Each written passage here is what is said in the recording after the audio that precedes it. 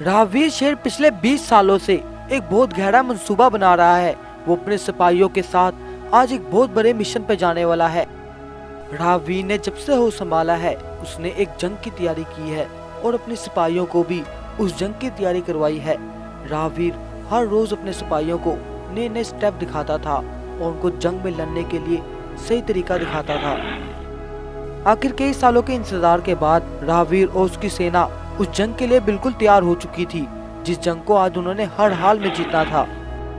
आखिर राहवीर किससे जंग करना चाहता है और वो किस जंग की तैयारी कर रहा है, चलाइए जानते हैं कहानी में आगे।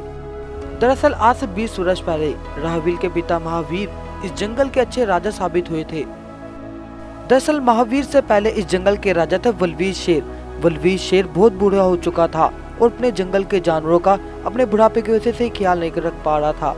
उस जंगल में दो ताकतवर जानवर थे, एक था महावीर और दूसरा था कंचा बाघ। उन दोनों में से कोई इस जंगल का राजा बन सकता था। एक दिन वलवीर शेर सब जंगल के जानवरों को इकट्ठा करके एक बहुत बड़ी मीटिंग बिठाता है।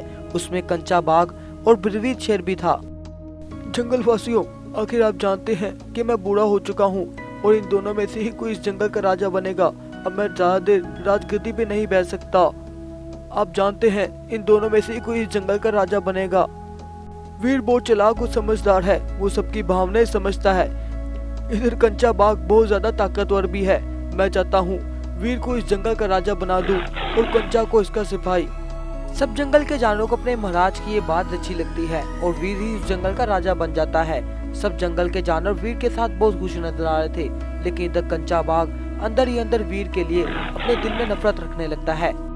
वीर अपनी पत्नी रीना शेरनी और राहवीर के साथ उस जंगल में बड़ी खुशी से रहा करता था, परंतु कई दिन से रीना शेरनी की तबीयत काफी खराब रह रही थी। काफी इलाज कराने के बाद भी रीना शेरनी की तबीयत में कोई सुधार नहीं आ रहा था। तब वीर रात होते ही चुपके से अपनी जादुई शक्तियों का इस्तेमाल शेरनी पे करता है, जिससे कुछ ही देर में शेरनी रीना अपनी पहले जैसी हालत में आ जाती है। दरअसल ये सारी जादुई शक्तियाँ वलवीर शेर की थीं। वलवीर शेर ने जब वीर को इस जंगल का राजा बनाया तो उसने अपनी सारी जादुई शक्तियाँ वीर को दे दी और उसे मना किया कि किसी को ना बताए।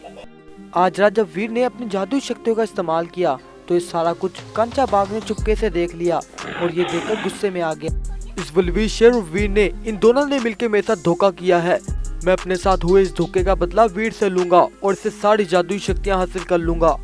अगले दिन रीना शेरनी अपने बेटे राहवीर के साथ जंगल में घूमने फिरने के लिए जा रही थी कि तभी वीर रोकते हुए कहता है, सुनो शेरनी रीना, मुझे कुछ खतरे का एहसास हो रहा है, इसलिए मैं अपने बेटे में सारी जादुई शक्तियाँ फूंक दूंगा।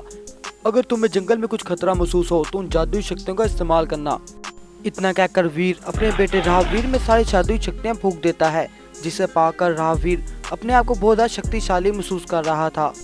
फिर शेरनी रीना अपने बेटे राहवीर के साथ जंगल में घूमने फिरने के लिए निकल जाती है। उधर कंचा बाघ बड़े गुस्से से वीर की गुफा पे आता है और कहता है, सालों से मैं इस आग में चल रहा हूँ कि मुझे छोड़कर वलवीर शेर ने तुम्हें इस जंगल का राजा बना दिया और वो अद्भुत शक्तियाँ भी तुम्हें दे दी। मुझे वो अद्भुत शक्तियाँ चाहिए। इधर वीर को भी कंचा के गलत इरादों के बारे में पता लग चुका था, इसलिए वो अपनी जादुई शक्तियाँ देने से इनकार कर देता है। तब कंचा गुस्से में आकर वीर को वहीं जान से मार डालता है। कुछ देर बाद शेरनी रीना अपने जंगल पहुंची तो वो देखकर दंग रह जाती है कि बहुत सारे सिपाही जख्मी हालत में बड़ी बुरी तरह से मरे पड़े हैं, जिसे देखकर शेरनी रीना समझ जाती है, बेटा मुझे कुछ ठीक नहीं लग रहा। अगर मैं थोड़ी देर बाद ना लौटी तो तुम यहाँ से चले जाना। इतना कहकर शेरनी गुफा की ओर चली जाती है। वहाँ जाकर वो देखती है कंचा बाघ उसकी गुफा पे बैठा है। तब कंचा बाघ शेरनी को देखकर उठ खड़ा हुआ।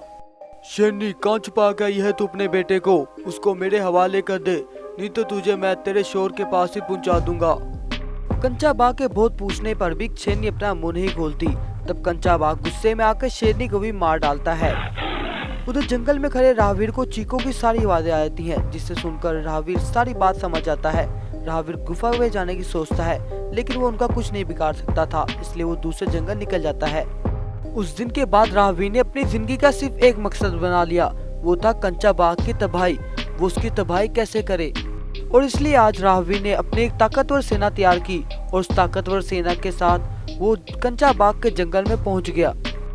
वहां जाके राहवीर और उसकी सेना ने देखा कि कंचा बाघ अपनी एक बहुत बड़ी सेना के साथ जंग के लिए तैयार खड़ा है। तब राहवीर और उसकी रंगीन शेरों की सेना ने कंचा बाघ की सेना पे बहुत जोरदार हमला किया। लेकिन राहवीर की सेना कंचा बाग की सेना के आगे कम पड़ रही थी, इसलिए राहवीर के सिपाही नीचे गिरते जा रहे थे। तब राहवीर अपनी जादुई शक्तियों का इस्तेमाल करता है और अपने जैसे दिखने वाले 4 रूप बाहर निकाल लेता है। तब राहवीर कंचा बाग पे जोरदार हमला करता है और कंचा बाग जादुई शक्तियां सही नहीं कर पाता और नीचे गिर के मर जाता है। तब राहवीर के बचपन का बदला पूरा हो चुका था। अब राहवीर अपने पिता के जंगल का राजा बन चुका था। अब जंगल के जानवर भी अपने राजा के साथ बहुत खुशी खुशी से रहने लगते हैं। तो दोस्तों, आपको हमारी ये स्टोरी कैसी लगी? पसंद आए तो सब्सक्राइब और लाइक जरूर करें।